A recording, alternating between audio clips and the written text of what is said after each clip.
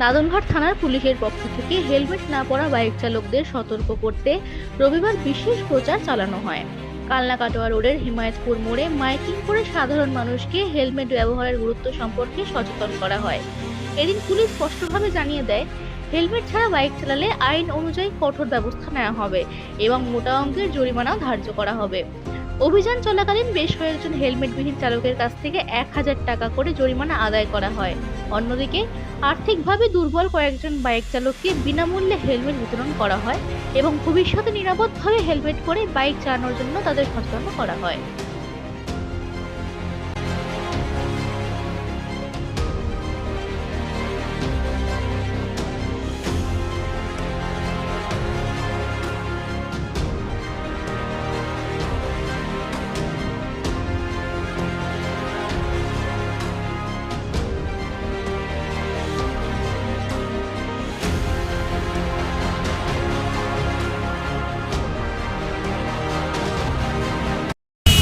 আমাদের এই BDO office থেকে রেলগেট যাচ্ছে।